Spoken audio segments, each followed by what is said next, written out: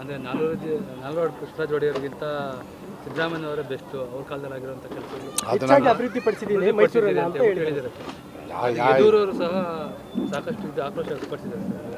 ನೋಡಿ ಎಲ್ಲರೂ ಆನೆನೇ ಇರುವೆ ಆನೆನೇ ಇರುವೆ ಅಂತ ನನಗೆ ಗೊತ್ತಿಲ್ಲ ಅವ್ರು ಇದ್ರ ಮೇಲೆ ಹೇಳಿದ್ದಾರೆ ಅಂತೇಳಿ. ಈಗ ಏನಾಗ್ಬಿಟ್ಟಿದೆ, ನೀವು ಸೋಷಿಯಲ್ ಮೀಡಿಯಾದವ್ರಿಗೆ ಸಿಕ್ಕಾಕೊಂಡ್ಬಿಟ್ಟಿದ್ದೀವಿ ಸ್ವಲ್ಪ. ನನ್ನನ್ನು ಈಗ ಈ ಸಿಗಂದೂರ್ದು ಈ ಹೊಲ್ಸು BJP ಅವರಿಗೆ ಮಾನ ಮರ್ಯಾದೆ ಇಲ್ಲ. ಸಿಗಂದೂರು ನನಗೆ ಶಾಪ ಹಾಕೋದು ನನ್ನ ನ್ಯಾಲ್ ಮೇಲೆಲ್ಲ, ಅದು ಶಿಕ್ಷಣ ಸಚಿವನಿಗೆ ಆಶೀರ್ವಾದ ಮಾಡಿರೋದು ಅವ್ರು ಹಾಕಿರೋದು. ಹೆಂಗೆ ತಿರುಗಿಸಿ ಬೀಳುತ್ತೆ ಅಂಥೇಳಿ ಸ್ವಲ್ಪ ದಿವಸದಲ್ಲಿ ಗೊತ್ತಾಗುತ್ತೆ. ಬನ್ನಿ ಊಟ ಮಾಡೋಣ. ಅದು 33 ಮಾರ್ಕ್ಸ್ನ ಮಾಡಬೇಕು ಅಂತ ತುಂಬ ವರ್ಷದಿಂದ ಇತ್ತು.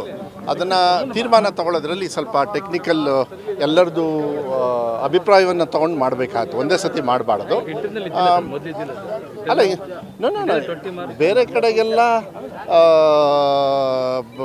ತಮಿಳ್ನಾಡಲ್ಲಿ ಇನ್ನೂ ಕಮ್ಮಿ ಇದೆ, ಬೇರೆ ಬೇರೆ ರಾಜ್ಯದಲ್ಲಿ ಬೇರೆ ಬೇರೆ ಇರುತ್ತೆ. ಸಮಾನತೆಯ ಶಿಕ್ಷಣವನ್ನು ತಗೊಳ್ಬೇಕಾದ್ರೆ ದೇಶ, ರಾಜ್ಯ ಮತ್ತು ಪ್ರಗತಿ ಇದನ್ನೆಲ್ಲ ನೋಡಿಕೊಂಡು ಒಂದು ತೀರ್ಮಾನ ತಗೊಳ್ಬೇಕು. ನಾನು ಏನೇ ತೀರ್ಮಾನ ತಗೊಳ್ಬೇಕಾದ್ರೆ ಅದನ್ನೆಲ್ಲ ನೋಡಿ ನಾನು ತಗೊಳ್ತೀನಿ. ನಾನು ವೈಯಕ್ತಿಕವಾಗಿ ನಾನು ಯಾವುದೇ ಇಲ್ಲ, ಅದು ತುಂಬ ವರ್ಷದಿಂದ ಈಗ ವೆಬ್ ಕಾಸ್ಟಿಂಗ್ ಅಂತ ಮಾಡಿದೆ, ಕಾಪಿ ಹೊಡೆದು ನಿಲ್ಲಿಸಿದೆ. ಇದ್ರ ಮೇಲೆ ತೀರ್ಮಾನ ಮಾಡಿದ್ರಿ ಅಂದರೆ ನಮ್ಮ ಮಕ್ಕಳು ಹಾದಿ ತಪ್ಪಿಸಬಾರ್ದು ಅಂತ. ಇಂಥ ತೀರ್ಮಾನಗಳನ್ನು ತಗೊಳ್ಬೇಕು. 3 ಎಕ್ಸಾಮ್ ಸರಿಯಲ್ಲ ಅಂತೀರಿ? ಇಲ್ಲ ಸರಿ ಅಂದಾಗ ಕಾಪಿ ಹೊಡೆಯೋದು ಕಡಿಮೆ ಆಯ್ತಲ್ಲ, ರಿಯಲಿ ರಿಸಲ್ಟ್ ಬರ್ತದೆ. ಅದಕ್ಕೆ ಏನಾಗುತ್ತೆ,